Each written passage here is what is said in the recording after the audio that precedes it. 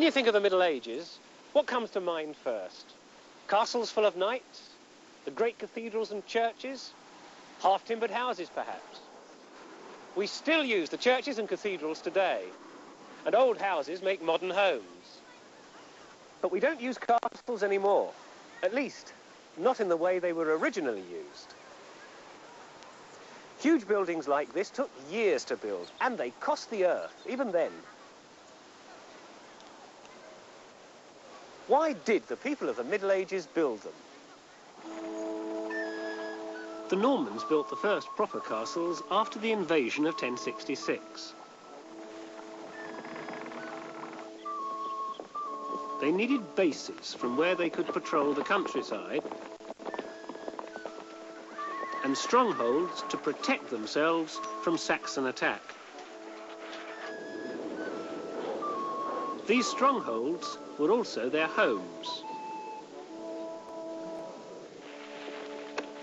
The castles had to be built in a hurry, so they were made of timber and placed on top of an earth mound called a motte, with a courtyard below known as a bailey. 2 years after the Battle of Hastings, William the Conqueror built a motte and bailey castle here at Warwick. That's all that remains of that early castle, the motte. The Bayeux tapestry shows us the big disadvantage of those early castles.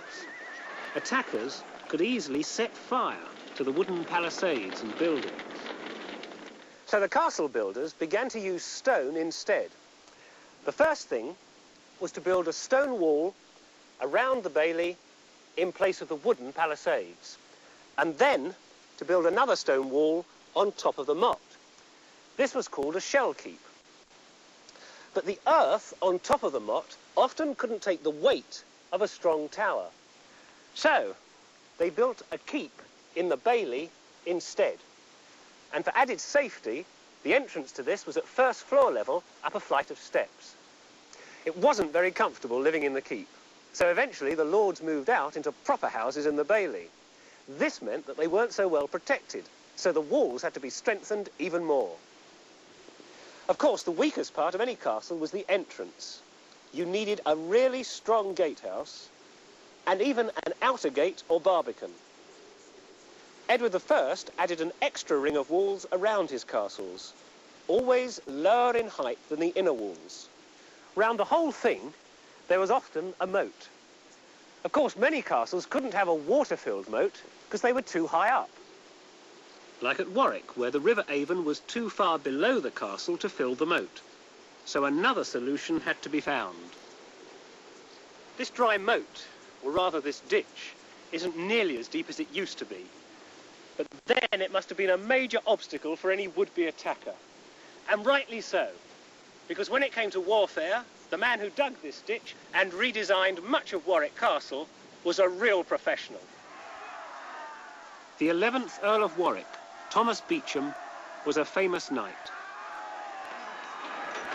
He commanded part of the army at the battles of Crécy in 1346 and Poitiers 10 years later, two of the greatest English victories in the 100 Years' War. Just look at Thomas Beauchamp's handiwork. Imagine trying to capture that lot. Thomas had obviously picked up a lot of ideas about castle defence when he was fighting in France. Strong castles had high walls. You'd need a very long ladder to climb this wall, and it wouldn't do you much good either, because along the top of the wall ran the wall walk. This enabled defenders, and often there weren't very many of them, to quickly dash to any trouble spot. Wooden shutters across these gaps, known as embrasures, protected you from enemy fire.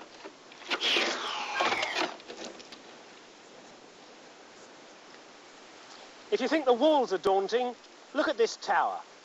If the enemy captured your curtain wall, you could still shoot them from up here or from any of the other towers around. From this loophole, you could shoot sideways and downwards and so protect the foot of the castle wall. Ah! Now let's take a look at this tower. It's even more elaborate. It's got an extra bit on the top, which was the guard room. It's a bit dangerous up here because of these gaps in the floor. They're called machicolations, and you use them for dropping stones or for pouring nasty liquids like boiling pitch or quicklime onto the attackers beneath.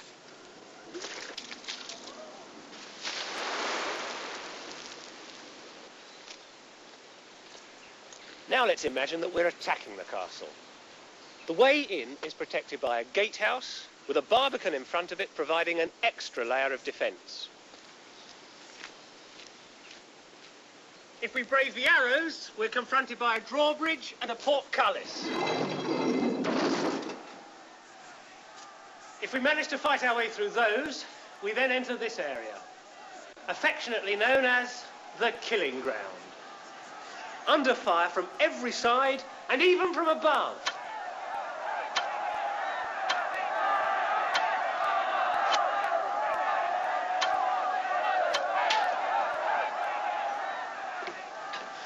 This is proving a real headache. And still, there's another gate, another portcullis to get through, for I'm in the castle.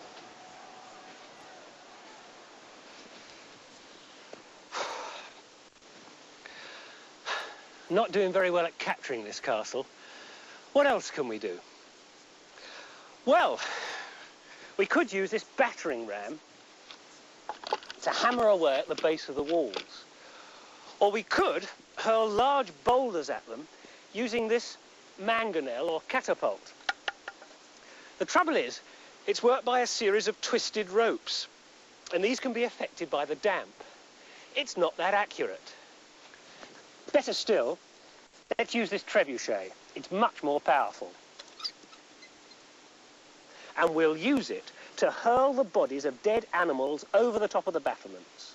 On landing, the bodies will burst apart and splatter the inside of the castle, causing disease to spread. There's nothing new about germ warfare. The best way of getting in is to dig a tunnel under the walls, fill it with brushwood and set fire to it. The fire will burn away the roof supports. The roof will cave in and down will come the castle wall above. Luckily for us, there's no water-filled moat round Warwick Castle, so we won't have to drain it before we start digging. Mind you, they've been clever with their building. Look at this tower. It's round. If you want to make a building collapse by tunnelling underneath it or by hurling boulders at it with a trebuchet, the best place to start is at the corner. There isn't one. As I said at the beginning, a castle wasn't only a fortress, but a home. A home for the Lord, for his family, and for the people that work there. There might have been hundreds of them. Servants, craftsmen, a priest, a cook, an armourer, a blacksmith. And, of course, a small garrison of knights and archers. And some of these people would have had their families living in the castle as well. Only the most important people had beds, like the constable. This was probably his bedroom. When Earl Thomas went away to visit another castle, he took most of his staff with him. The constable was left behind to look after things while his master was away.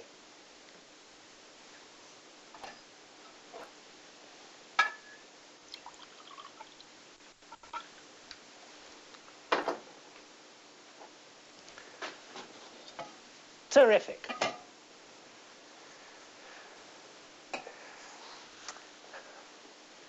Well, this was the constable's chamber, and in his lord's absence, it was the constable who held the courts and made sure that the day-to-day running of the castle estates ran smoothly.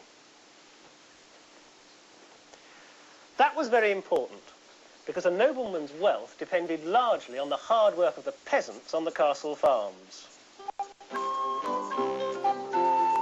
Some of the jobs were ploughing,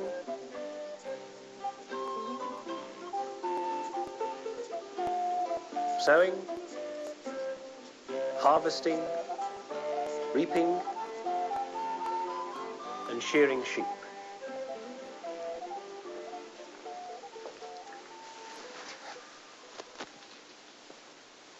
This was the constable's toilet. It's called the garde-robe because people used to hang their robes and clothes up in here, the idea being that the smell will keep the moths away. That's how we get our modern word, wardrobe. Below this seat, if you sent anything down there, it ended up in the castle ditch. And sometimes an enemy would get one of their poor men to wriggle up the toilet shaft, enter the castle that way, then he'd go downstairs, open the gates, because nobody would touch him, and let in his friends. Some very famous castles were captured by somebody climbing up the toilet.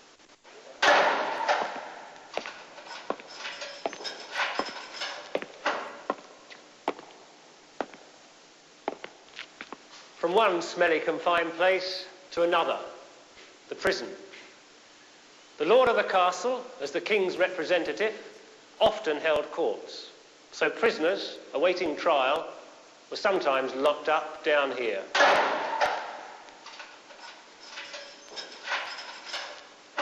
But don't imagine that underground rooms like this were always used as prison cells. In fact, they were mostly for food and ammunition. You needed good supplies if you were going to survive a long siege. Actually, the word dungeon comes from the old French donjon, and it means a keep, not a prison. It was only after the Middle Ages, when castles like this were no longer lived in by great lords, that sometimes the keep became the local jail. It was then that an unfortunate prisoner may have been confined in this dreadful hole as an extra punishment. And I can tell you, there's scarcely enough room to breathe, let alone move down here. But a medieval lord would never have kept a captured enemy knight in a place like this. Think of the ransom money he'd lose if a knight was left to rot down here.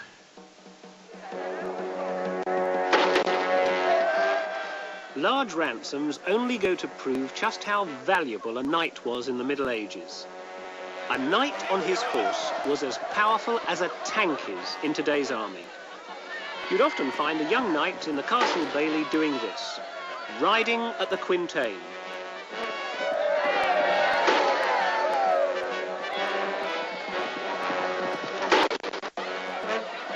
The idea was to ride up, strike the quintain arm with your lance, and then get out of the way before the sandbags swung round and hit you. Once you'd mastered that, you could take part in the tournament.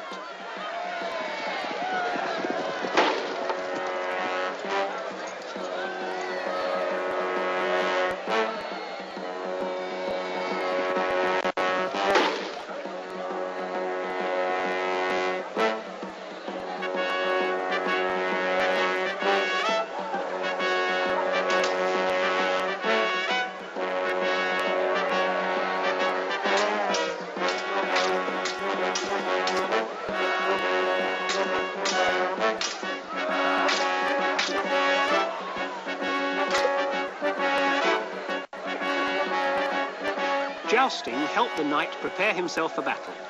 It was also a superb spectator sport. The trouble was that once you put a helmet on your head, no one could tell who you were. So knights began to wear badges on their helmets and shields. We call these badges coats of arms. Crikey, I'm absolutely boiling in this chainmail. This doesn't look heavy, but this is a halberd and it weighs an absolute ton. And this is my coif, which absolutely presses the whole of your head down. And it's very, very tight. Knights were very well protected by chainmail, but with the development of better weapons, like the longbow, the knight needed more protection.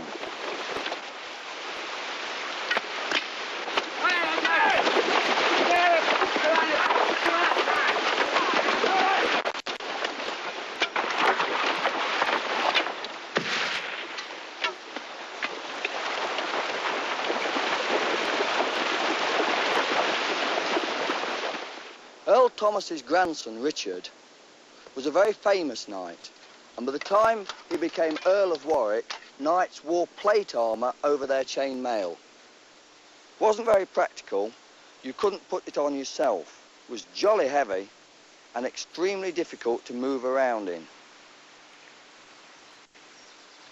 Sometimes there would be as many as 30 different pieces in one suit of armour.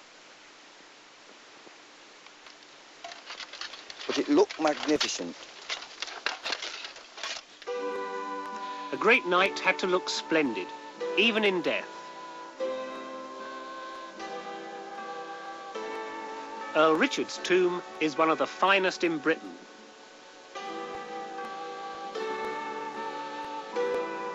Earl Richard died in 1439 and lies here in state.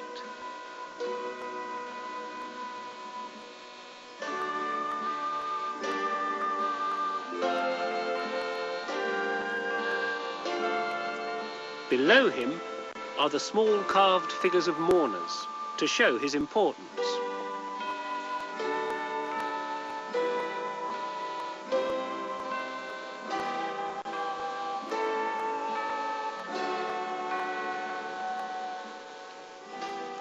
Such splendour was all very well, but it had become extremely expensive to be a knight and to own a castle.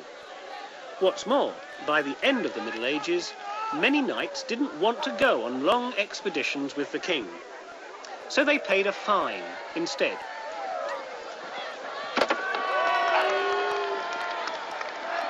This money paid for the peasant armed with the longbow, which had now become the decisive force in the English army.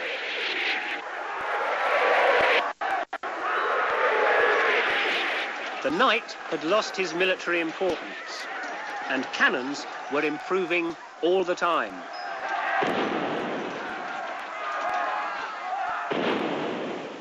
At Warwick, Richard III started to build a keep with gun ports to fire cannon in defence.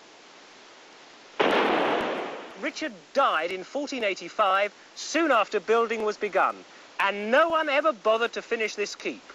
Why? Well, because castle defence just didn't matter anymore. In fact, that was true 100 years earlier, in Earl Thomas's time. England was a much more peaceful place by then, and Earl Thomas just didn't expect to be attacked. Look how thin that wall is. Scarcely any defence against a battering ram. Earl Thomas had seen many impressive castles when he was campaigning in France, and he just wanted to copy them. So he built himself a superb place to live. Luxurious, comfortable, and much more of a home than a fortress. The front of the castle is in fact just a spectacular front door, and in the 14th century it would have been even more exciting to look at. The castle would have had tall turrets and wooden gables painted in bright colours. The high roofs would have had gilded weather vanes and great coats of arms.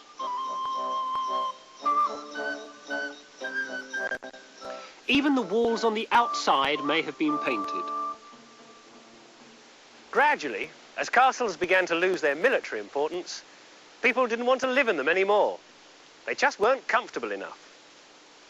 But some people continued to build spectacular homes like this, not for defensive reasons, just to show off. So a castle like Warwick could continue to provide a home for noblemen. Inside, it was changed to suit new tastes. This was once Earl Thomas's chamber. But other castles were allowed to fall into ruin. Their owners found them too expensive to maintain. Stripped of everything that could be used elsewhere, only the shell remains.